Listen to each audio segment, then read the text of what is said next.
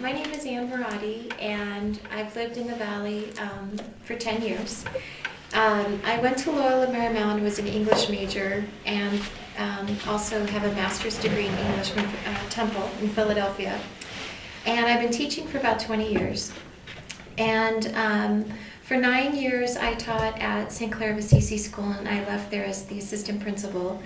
Right now, I'm in my second of 3 years for a double master's in special education and English language learners, or English language acquisition through CU Boulder.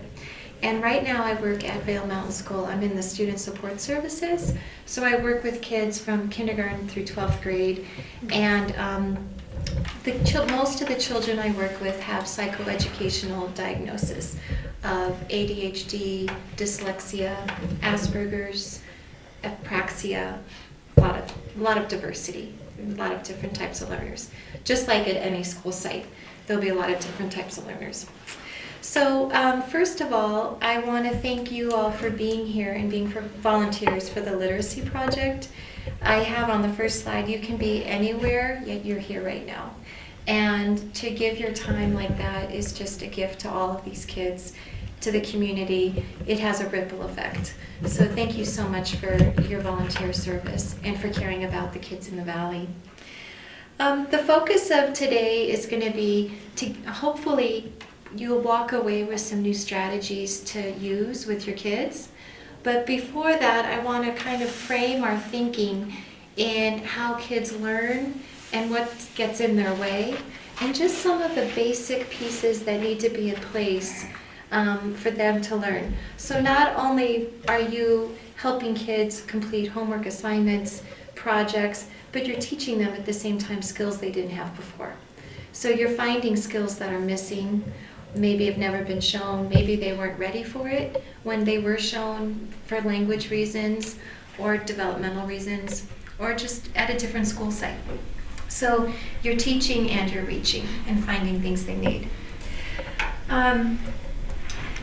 So the first thing I would like to do is kind of put ourselves in behind their eyes and think about what they're trying to figure out.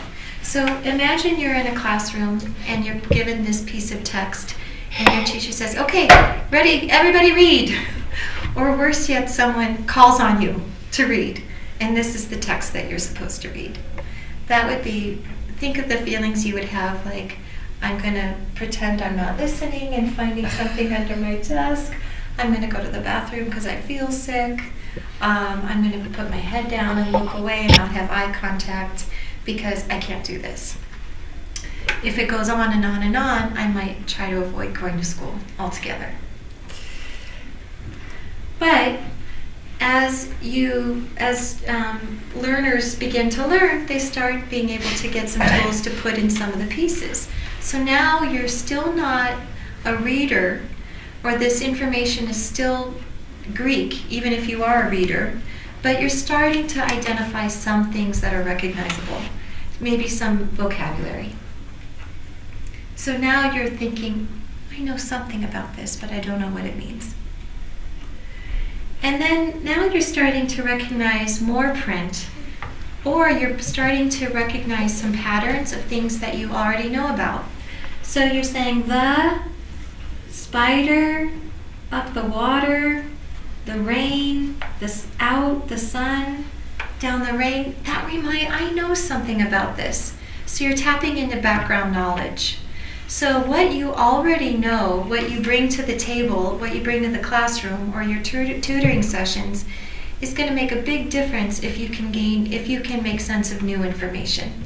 And that's building background knowledge and making connections. But one of the best things that'll help you is visuals.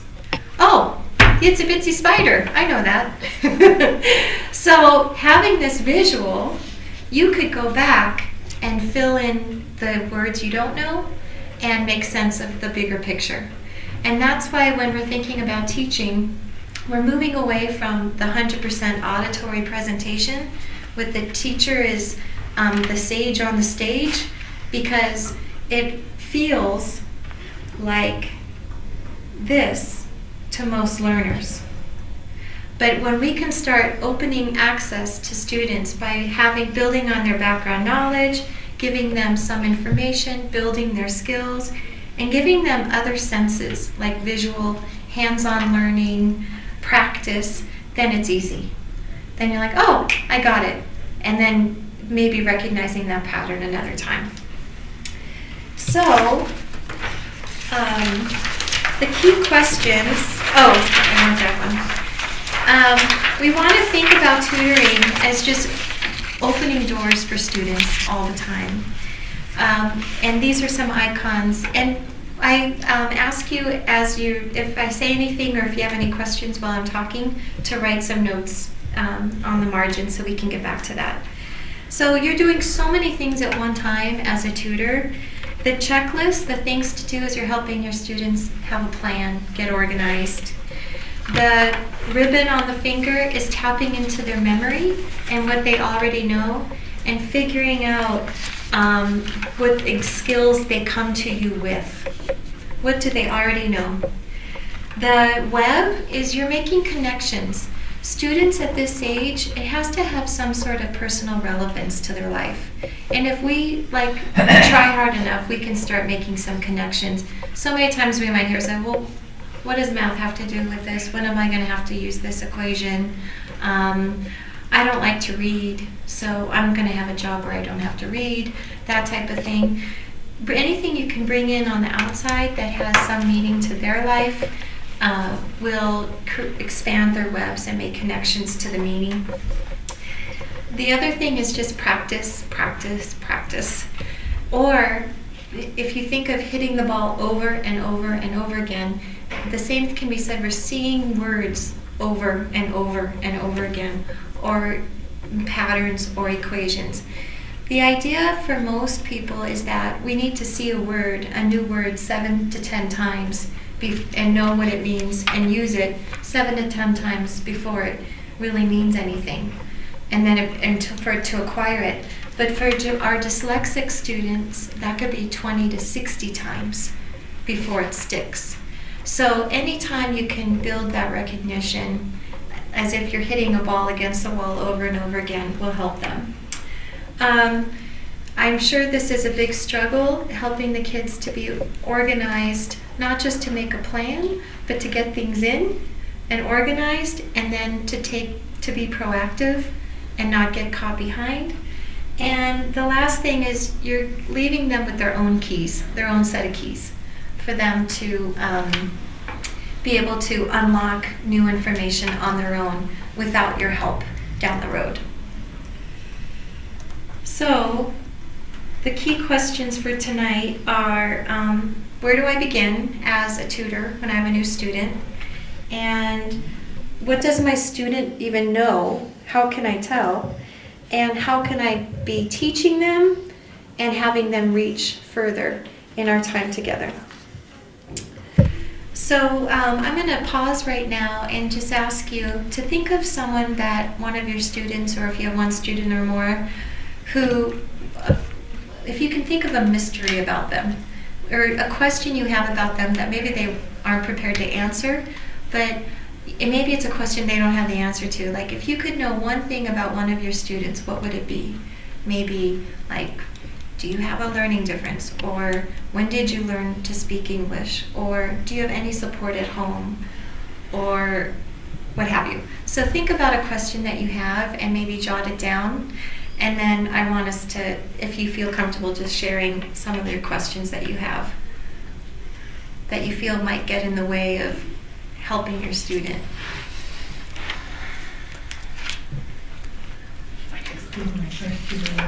Oh, you did? I have a question. When you were driving home, did you think, I wonder about that student?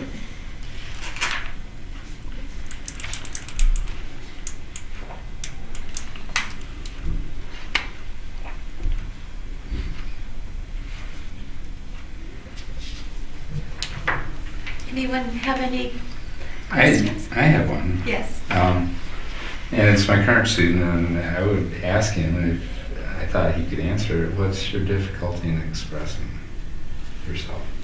Because when I talk to him, he's very intelligent. It's obvious he's very intelligent. He has a lot of knowledge. But when he talks, it comes out and it's not stuttering, but it's like, it's almost like the thought process. He'll start and stop mid-sentence and say no and go to a different, in a different direction. And so I wonder if he has some kind of disability. He also is, his parents are both Spanish speakers and know very little English. His English is actually pretty good, but it just comes very difficult. He has a difficult time cohesively putting his thoughts together and then expressing them in a string. When you speak to him, just like small talk, maybe at the beginning or the end of your sessions, do you find that it's easier for him to speak than academically? It is easier, and so I've wondered, is it anxiety about the academic part of it, or is it something basic in the way his brain is operating? It could be a processing issue for oral expression, but it also could be there's a big gap between social English speaking and academic English speaking. So a lot of times we'll hear kids on the playground and they're bilingual. They speak perfect English. But when it comes to the language that's connected to the content, they have such far less experience with that language, and so it's hard for them to recall. And that might be like kind of the stammering, because you might be searching for that language that's not practiced.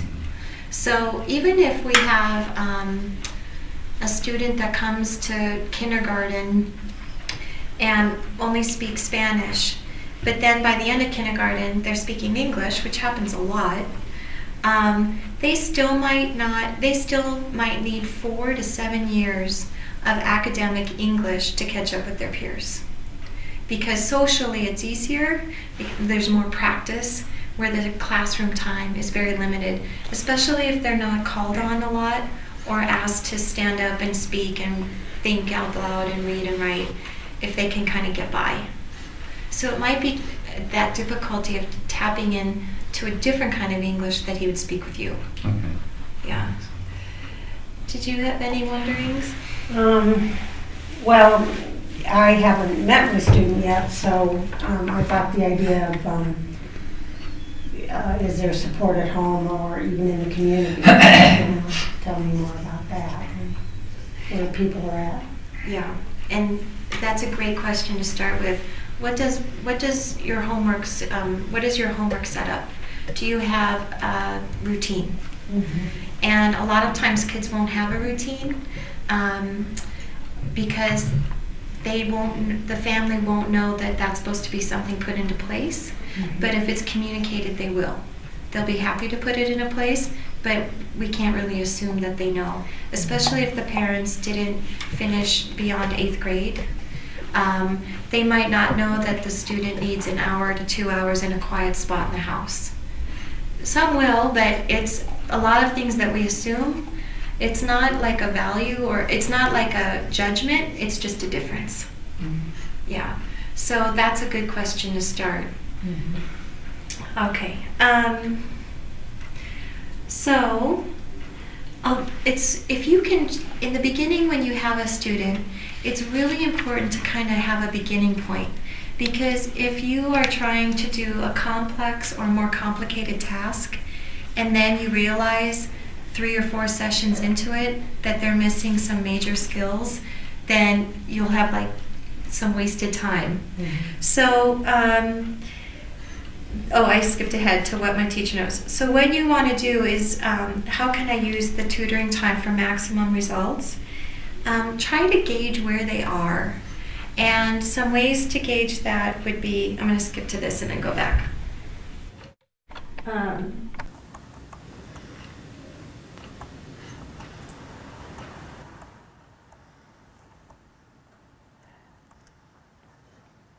Okay. Can you read that? Okay. So try to figure out their reading level.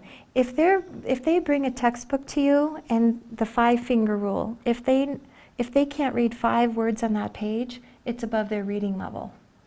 But if they have to read that page, then you have your work cut out for you to still help them make sense of that and simplify the language for them. And that's good, to simplify the language for them, because you want them to understand. You don't want to sacrifice the content for their ability to read. Keep the rigor the same, but make it more accessible. You also might want to see their sight word recognition. So if you Google sight words, and it's Frye, Dr. Fry, he made a list of the 1,000 most frequently used words in the English language. The first, the first 100 words make up 50% of all print. The first 300 words make up 70% of all print. So if you have someone with a severe reading disability, but you can teach them the first 300 words, and that's an achievable, very achievable task. That's kind of an expectation by 3rd grade, to have 300 words. Then they'll be able to get by with 70% of written language. But what happens is if kids don't learn to then sound out unfamiliar words or learn word parts and break it down, then they're going to be missing that 30% as adults or as high school kids. But I'll get to that later. So figure out their reading level. If they're below where their homework is, then you can't change their homework, but you can spend a little more time on having it make sense for them. Sight word recognition, maybe for teaching them kind of how to decode. So a lot of kids have never been taught how to sound out a word. And you can help them with that by saying, what's the beginning sound? Or giving them clues like, that vowel says ah. Or, oh, every time you see this word ending, it's going to say shun. T-I-O-N says shun. So it goes back to the drill against the wall in building up patterns for them and some strategies for them to break down hard words into syllables especially. What was that? Did you say it was a website? It's, if you Google Frye, F-R-Y-E, sight words, you'll find 1,000 places that you just click on and you can print the 1,000 words. There's another site called Dolce, D-O-L-C-H-E, but that's only 250 words. And I think the Frye words are more, it gives you more to work with. Okay. It's amazing though, I'm working with some first graders right now, and it just shows the mystery of how our brains work because they've had the same academics experience, same types of family, same preschool, same kindergarten, and I have some kids that know 500 sight words like that, and some were like on word 10. And it's just the different wiring, but we're working on it. The math facts mastery. If you are ever helping with math and you find that they're missing some basic, then it's like carve out time during that day or during your lesson to work on that. And maybe Google and find some apps, because they all have phones. We know that. And maybe some apps where they can practice their math facts. And kind of encourage them like, you can do this, I believe in you, but you just have to practice. Now the vocabulary and background knowledge goes back to the idea of making connections for them, like building their webs and also building their memory. So if you're given a page to read, whether it be in a math book or a science book or an English book, maybe have them pick out the 5 hardest words they can find on the page and then put them up and talk about them, practice pronouncing those words, use those words in easy access sentences, really hash it out. And so then when they read the text, their brain won't be so preoccupied by sounding out that word. They can just read the word and keep reading for meaning. But the biggest focus is vocabulary, vocabulary, vocabulary. Okay.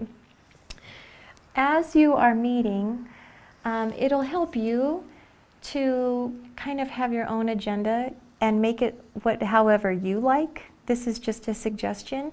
And share it with the student before you meet, because you're teaching them, you're modeling them to have a plan. And that anytime they commit to doing some schoolwork, they need to have an agenda. They need to have a plan. You can even use the word agenda, because that'll be a new vocabulary word for them. And that'll be a word they need to know in life if they're in a meeting. What is an agenda? And use words like, these are our objectives. This is our agenda. This is what we're going to learn. And you're teaching them how to think that way, kind of business-like. So a sample agenda could be, okay, we're going to figure out what's your most pressing need. Which of your assignments are you most concerned about? And let's make a list, a to-do list of action items. We're going to tackle the tough jobs first.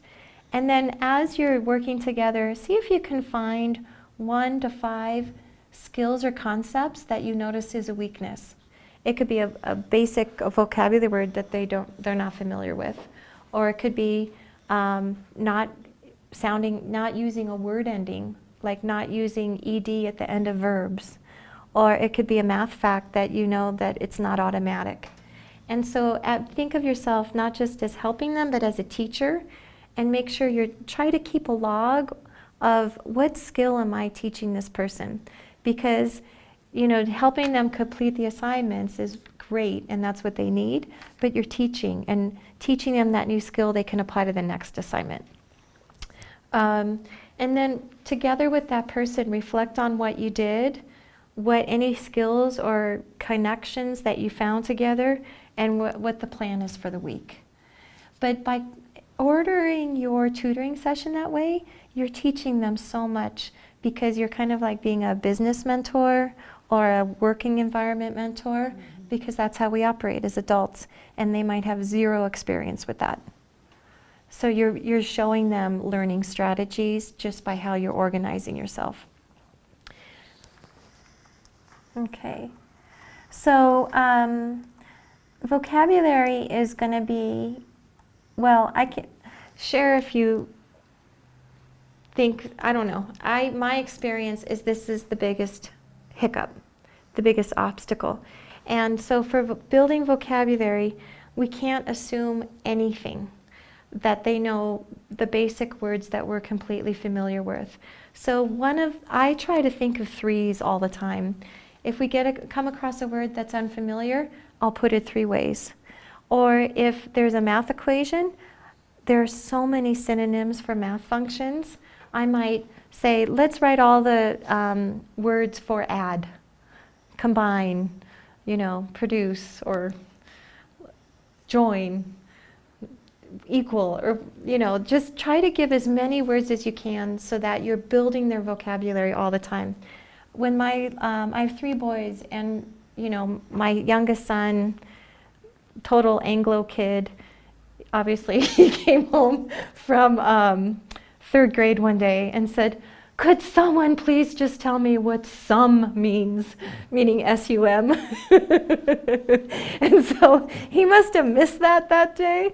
But I was also thinking that's why we need visuals in classrooms, where they know where to look to find the answer.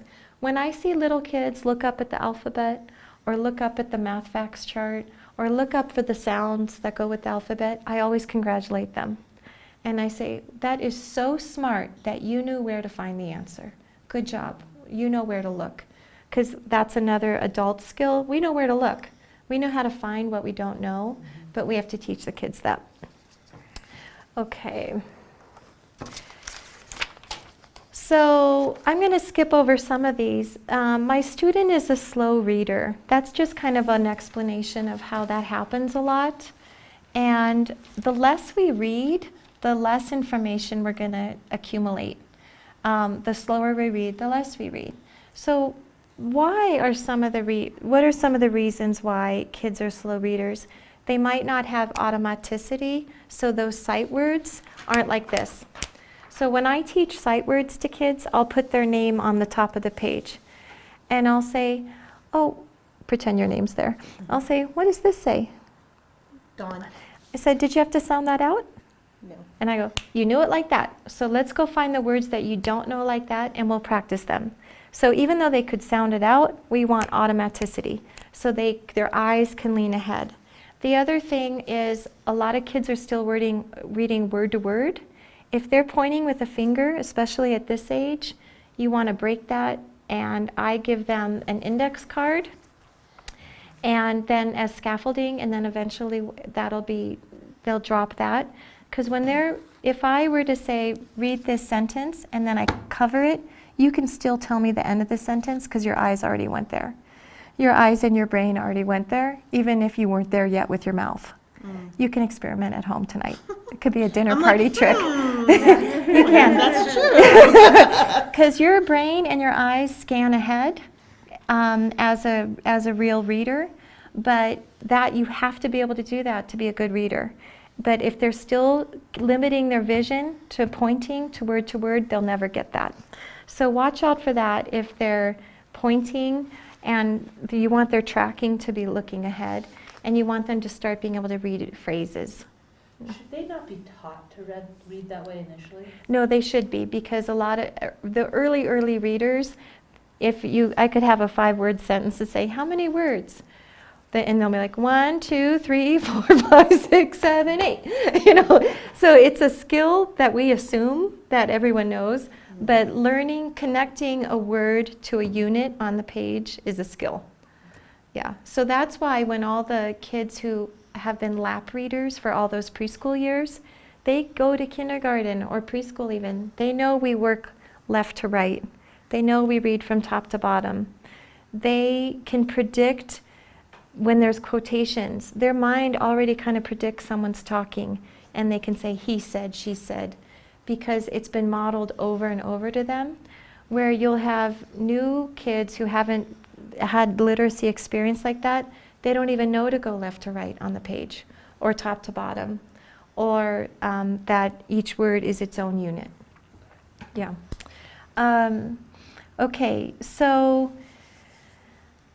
to build, you can teach that automaticity, but you also want to give them strategies for how to read new, unfamiliar words. Find those 5 words that you're going to work with that night and start from there, even if it's math. Look for those academic language.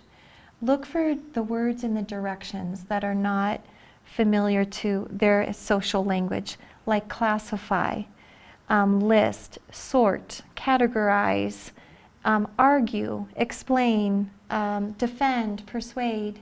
Those are not words they're using on the playground or at lunch. They don't say, persuade me to do as you say, So, you're giving them, and that's going to transfer to test-taking skills. There's a big achievement gap in English speakers and second language speakers in test-taking because the wording is so academic and it's unfamiliar. Okay. And what do we do when we teach all kids SAT and ACT prep? How to read the question. It's just that breaking down the language into what makes sense for the kids. Okay, what if you have a student who can read, but they can't remember anything they read? Or their comprehension is weak. Some possible reasons. One of the most common reasons is they're not creating movies in their mind while they're reading. And you can use maybe a mini lesson in your time together to read them a picture and coach them to just visualize it, or read them a paragraph. Just visualize it. Most of us, I'm sure all of us, are very visual readers. Sometimes I read so visually, later I can't remember, was that a movie or a book? Did I watch that as a movie, or did I read that somewhere? Because we're visual readers, and that's what makes really good readers. For a lot of us, no one taught us. That's just how our brain works. I have a student right now. She can read perfect accuracy. She can't tell me one thing she just read. And so I'm doing a program called Linda Mood Bell called Verbalization and Visualization, where I read her very small passages that build in complexity and ask her, what did you see? What did you picture? What did that look like? And to get the brain in habit to picture while they read. Okay. So the other reason why they might not be able to make comprehension is they don't know what these vocabulary words mean. So I can read in Spanish, but I don't know what I'm saying. And my accent's bad, but I can still read it, you know. But I have no idea what I just said. So the decoding's there, but the vocabulary's not. Or they might have no background knowledge in what this is talking about, or it has no meaning to them. So you want to try to, you could even give them background knowledge by giving them yours, by giving them your experience where this was relevant. And they have a relationship with you, so you're building background knowledge together. Okay. Another reason why people would have poor comprehension is if they're just barreling through every punctuation mark. So of course it doesn't make sense. So they try to pull out some time where they are reading aloud to you. That can become laborious for them, and it does take a lot of time because we read twice as long out loud than internally. But you want to be able to hear them to make sure that they're hitting those punctuation marks, or ask them pointed questions. Tell me the beginning, the middle, the end, then what happened? Can you think of a detail? What did you see when you read that? What did that look like? Those prodding, guiding questions will be really helpful. Happy too. Okay, so this is happy and helpful. So this is where I'm trying to, I'll get to some strategies that we can talk about, and then I can demonstrate some that you could actually take away from you. Whenever I go to a conference or a class or a workshop, I always try to say, they give you so much information. If I could just take 2 or 3 things and try them that week, then I feel like I've retained something. But if it's so much and I'm not retaining it, then it's just kind of back there. So what can I do? Think about every time you're with your person to have both of you be using your eyes, your ears, and your hands. So tonight, I'm trying to really use your eyes by giving you a PowerPoint and slides. We're listening. And I'm also encouraging to write things down, your hands. Or I'll demo, if we had more time, we would practice doing a couple of activities that you could do with the kids. So the problem with the teacher who's the sage on the stage is there are no visuals and they're not doing anything physically with their body or their hands or just turning to their person.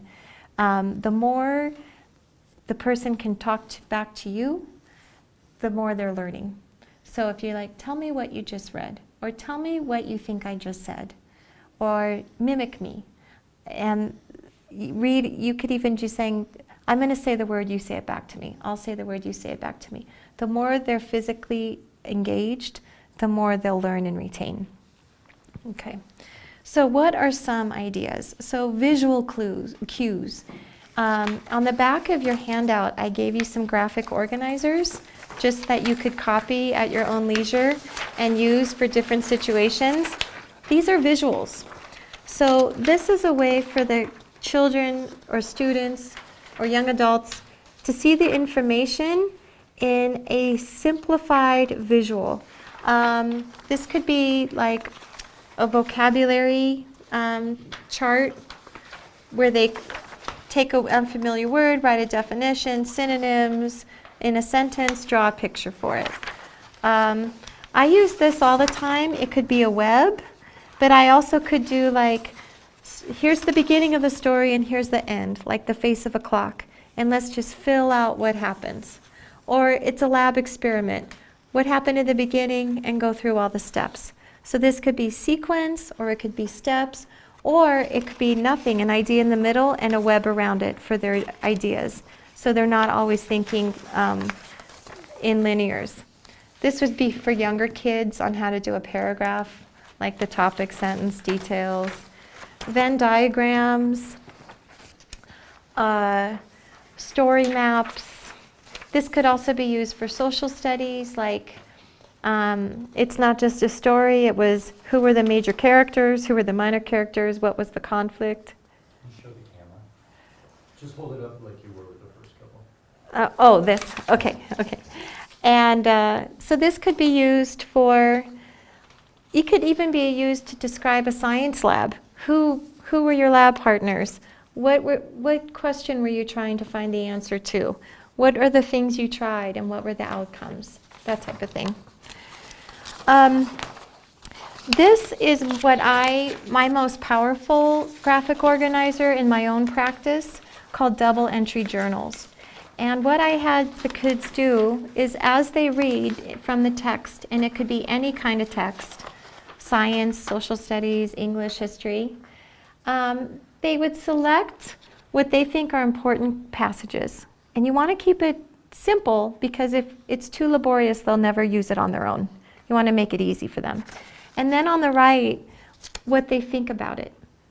So when it goes, why they chose it, what did it show, what did it reveal? Maybe it was confusing, what was surprising, maybe it was a key event, maybe it was just beautifully written.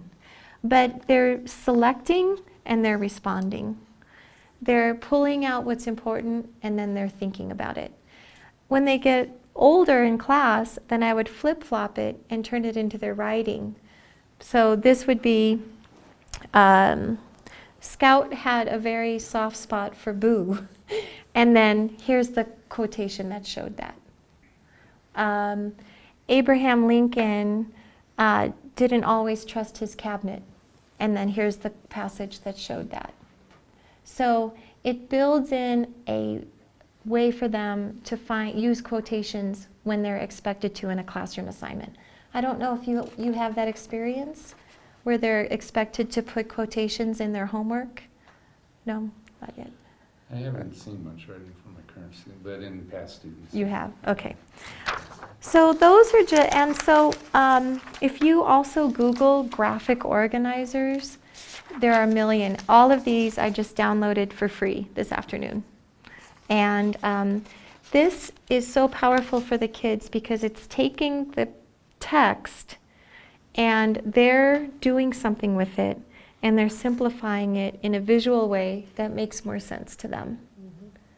And it's the key pieces, not just, line after line after line after line of sentences. So that would be make webs, use graphic organizers, create word banks. So if you're working with a student that has a trouble gathering his thoughts and expressing himself in the content area, what subject matter? All of them, or? Science in particular. When you get down to it, if you're patient and listen, he has the concepts and he understands what's going on. But to explain, like we were talking about volcanic activity, for instance, and he just struggles to come up with the words to stops and starts and restarts and goes in slightly different directions. So you could take this graphic organizer and talk it through with him using the textbook and make a map of volcanic activity or something better, a different. You write the key terms down for him that you've pulled from the book, and then he can look at this and say, use this and talk me through it. And then he can use this as support. Yeah. So that way you're giving him the scaffolding. You're giving him some tools to rely on. And then the goal is that he would do that on his own eventually. But it's not going to happen overnight. It's just our showing over and over again. I often, when I have a student, especially ESL students, and they don't know where to start, they feel kind of overwhelmed by the empty page. And I'll say, let's talk it through. And I'll take a piece of paper and make a big box, and I say, this is our word bank. And you're going to tap into this bank and make withdrawals when you're ready. So we'll talk it through, and I'll write down the words that they come up with. I'll ask guiding questions to pull out some of those other words. If I'm not hearing the words they need, I might direct them to the page and say, tell me about this. And then I'll write those key words down. So then when they're ready to do the assignment, I can say, use these words that you came up with and that we found to complete the assignment. If they're really struggling and you have an assignment in front of you, like fill in the blank, and you know the answers, of course you don't want to do their homework for them, but you could say, you could walk through the vocabulary first, find the words that they know and don't worry about them, find the words that they don't know, and maybe say, here's your word bank, and here are some alternative synonyms, or here are some alternative definitions, so they can look, compare, and look there and find the answer. So you're not giving it away, you're giving them mental connections that they can use. So when I work with little kids for reading, I teach them hand signals for the vowel sounds. So if they get to the word hen and they want to say I, I don't tell them because then they won't learn. I don't tell them because then they won't learn it on their own, but I'll give them the hand signal. And then they'll go, oh yeah, that's So I'm giving them like a boost without giving it away. So you're giving them a boost without, but they're coming up with the answer on their own, if that makes sense. So any way that they can come, if they're reading a word and they're adding letters that aren't there, you could say, do you see an N there? Or do you see a T? Or if they're dropping word endings, which happens a lot for ESL students, you could say, you said helps. What sound is that at the end? S. Do you see an S there? So you're guiding them back to self-correct. Anytime you can guide them to self-correct or find the answer on their own, no matter how many supports you give them, is a good thing. Okay, because then they'll leave feeling successful that they did it. But if I just give away the answer, like if I keep saying, no, that word's hen, they're like, okay, she said hen, I'm going to the next thing and I'm not going to learn hen. All right, some other strategies. Post-it notes are the best. So if they can somehow use Post-it notes while they're listening to something on tape, or listening to the teacher talk, or listening to you read what they're supposed to read, and say, on a little tiny Post-it note, do 1, 2, 3, 4, 5, 6, 7, 8. Because it forces them to condense it and simplify it and listen to the key words. If the page were this big, they would just write down the words they're hearing or reading and not being discriminating. But the little tiny Post-it notes makes them diminish, diminish, diminish, and cut to the chase and get to the most important piece. That might have to be practiced. Yeah, I'm not sure I quite understand. This is for reading you're talking Yeah, about? that would be for reading. So, And what would they be putting on the Post-it notes, or are they just sticking the Post-it notes? oh, so I would read like a passage and say, I'd read the first maybe eighth of it and say stop and write the most important thing you remember. And then read the next section, the next thing. And I keep it swift so they're not writing a long sentence. They're just listening for that focus. I practice it with them. I might read an article from the Vail Daily. So the Vail Daily, the reading level for that is like 7th, 8th grade. And I'll read an article from the Vail Daily that might be of interest to them, and we'll practice. Usually the first 1 or 2 items, they weren't paying attention. But then when they know, oh, I have to write something down, then they focus. So it's kind of teaching them also to self-regulate in terms of thinking about, am I understanding what I just read? Am I paying attention while I'm reading? Because a lot of times they're not even paying attention. And so they'll read and they'll say, I don't remember what I just read, and go back and read it again or not. And it's kind of teaching that skill of paying attention while you read and writing something down. And you could start it off by listening. Did that help at all? Yeah. One of the reasons, too, to do it so simply on a Post-it note is I want them to eventually do that on their own. And if I make it laborious, they won't ever do it. But if I make it simple, then now I see a lot of kids, as they're reading stories, using Post-it notes and just writing something on like every other page, kind of as a self-regulatory thing.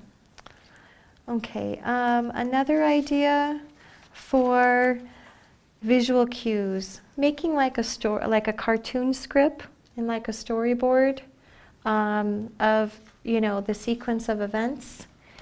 And at the end of a lesson or end of a tutoring session, I could give a Post-it note and do a 3, 2, 1.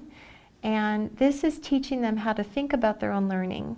So a 3, 2, 1 would be 3 things I learned, 2 questions I have, and 1 thing I always remember.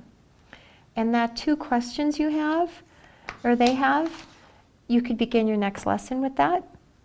Or if maybe you have a moment to address it, because maybe it'll be something simple.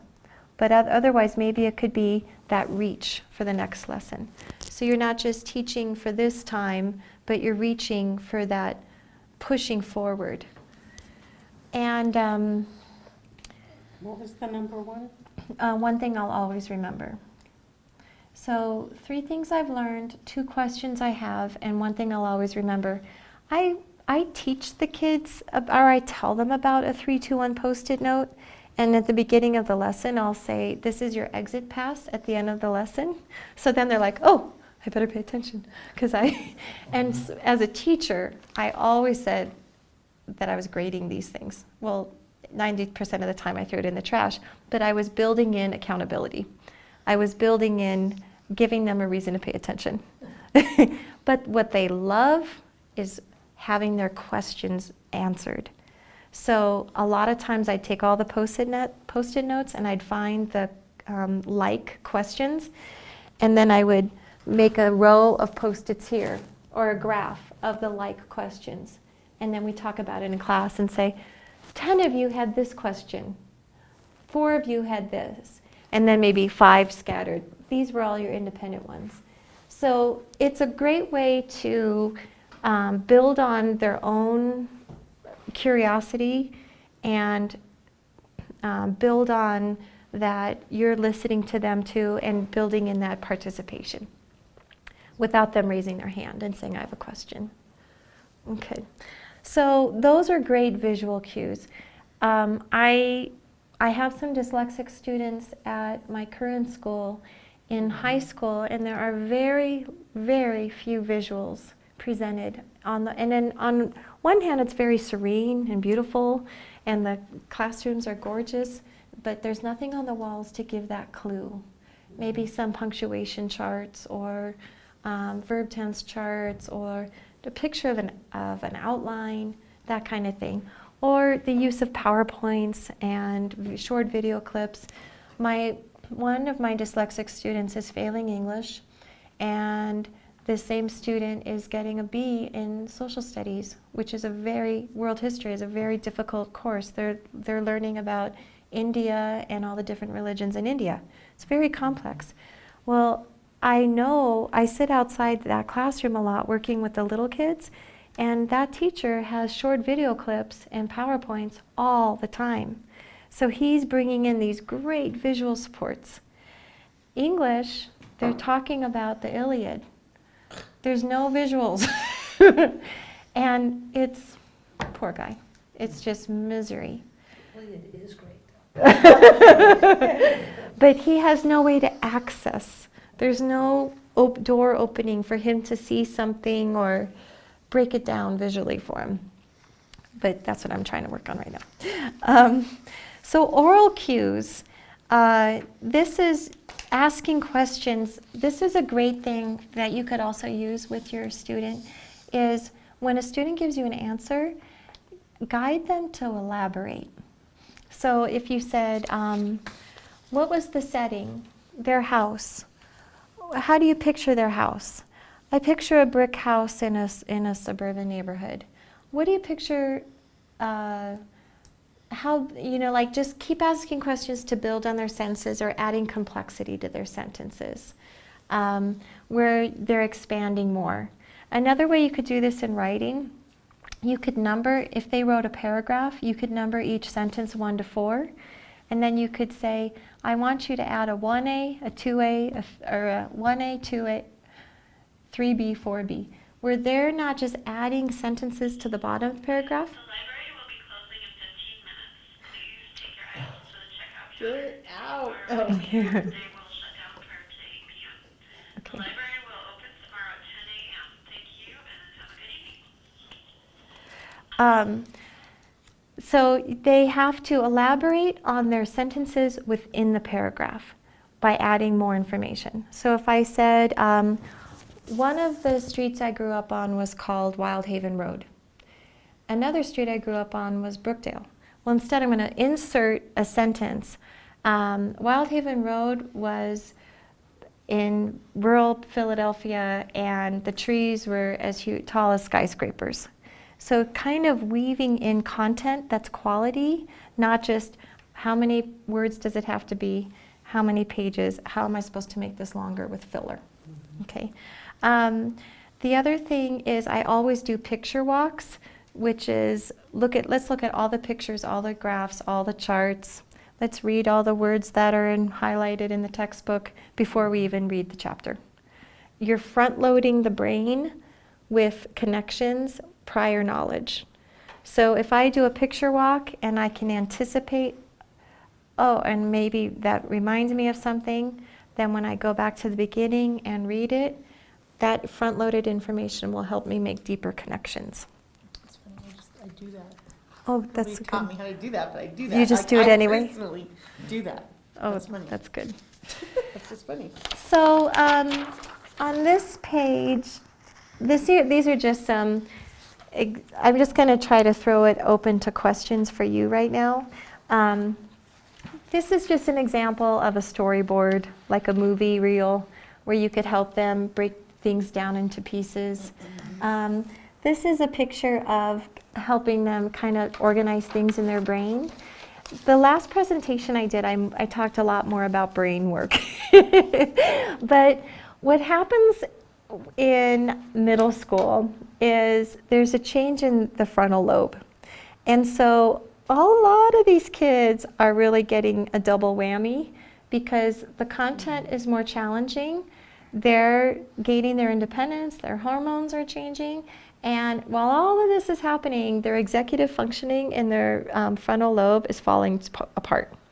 So their organizational skills are suffering greatly while they're expected to be incredibly organized. So that's why anytime you can model that organization of your time together or give them ways to organize their ideas through graphic organizers, or even teaching them how to make a list, a to-do list, and check it off, and that will help with their executive functioning. Rubrics are great. Not all teachers use them, but sometimes you'll have communications with teachers, and you could say to them, do you use rubrics? Oh, thank you so much. Could I have a copy of that? Or can you email me a copy? Or do you think you could send me a really basic, easy rubric for this assignment, just to give me a roadmap? And they'd be really happy to do that, because it puts the power in your hands and the students' hands to make sure they're doing the parts. If they're getting complicated directions to do an assignment, you could break it down into a to-do list. So many times, especially freshmen, they'll get an essay question that has 3 parts, and they'll write a beautiful answer for the first part, and then they're done. So teaching them to break down that assignment into a checklist is modeling that executive functioning and that organization. That's a really good idea. Yeah. I hadn't thought of that. It's not, it's just that it's another skill. It's the skill of planning, and it's the skill of the details, because I'm sure if they did a beautiful part on the first part, they could do it on the second and the third. Mm-hmm. It's just that it's another skill set. I see that in complicated instructions where just exactly that. They get part of it, but read that again, see what are they asking you for. Yeah. And it's like they get part of it, but then they think, oh, I'm done. I did that part. Yeah. That's Or a good if I idea. can write on their assignments, just to save time, I might just number each part, 1, 2, 3, 4. And then I'll do it first, but eventually I want to pull that scaffolding out and say, number each part of this, so that they'll do it on their own. Okay. Some other things that I gave you. Yeah, rubrics are great. I also gave you, this is really for younger kids, but these are all, even though there are 26 letters in the alphabet, there are 44 sounds. And so, especially for our second language learners or students, for this age group, I don't think we'll have many students left that were taught the whole language approach to reading. But whole language was popular where they kind of pulled phonics away from learning how to read. So then you had those students that knew the 300 words by sight, but then after 4th grade, when they received unfamiliar words in the content areas, they didn't know how to decode. They didn't know what to do with them because they didn't know the phonetic rules. They didn't know OA says O or OI says OI. So this is just kind of like just a referral for you. You know all these, but if you ever had 5 minutes, you could do a quick assessment with your student and point to a sound and say, what is this sound? Like QU. Do they know it's qua? If it's not in a word, that type of thing. That might give you might be really surprised to learn that a lot of your students might not know some of these word parts. And that's where they fall apart when they get unfamiliar vocabulary. And I'm trying to think if there's anything else I gave you. So just to go to the end, I gave a lot of slides that you can look at on your own on Cornell notes. And a lot of kids are resistant to note-taking because they'll say, we do everything on our laptop or our iPad. You can Google a Cornell template for the laptop that they could do, but you could also say, I appreciate that, but when you write it down with your hands, you're using more of your brain. And it's more multisensory, kinesthetic, and you'll remember it longer. These pages will have examples of Cornell notes with directions that you can refer to on your own if you think it would be helpful for a student.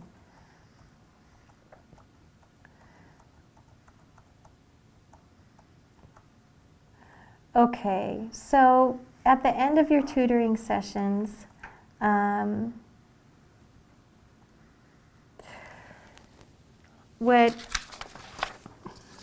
way you begin and end is really modeling being good at executive functioning for your student. So I try to say, what can we think about? What can we reflect on? What connections can we make? How can we remember this information? What words were key? What words did we not get to that we need to next time? And what did we learn from any pictures that we made? So you're teaching metacognition. If there's 2 things to try to teach, visualization and metacognition is thinking about their own learning. Teaching them to talk about what they've learned and teaching them to talk about what they still don't know. That is so unfamiliar to so many students. And teaching them to visualize while they're learning. By modeling it and practicing it and building in that time to do it, those skills are going to be really powerful for them as they advance. Sorry to stop you. That's okay. They're going to kick us out. Okay. Yeah. I'm Thank sorry you I so didn't much. have any time for questions, No, but no, and it was just fabulous, and I wish we could go for another hour. I put my email on the back, and if you have, it's on the slide, the last slide that says contacts. If there is any question about any specific student you have or any obstacle you're facing, I might not have the idea or the answer, but I'll know where to find it. Because I'll locate the answer. I'll help you look. Up on the wall, huh? Yeah. Thank you so much. Man, that was just great. Oh, thanks.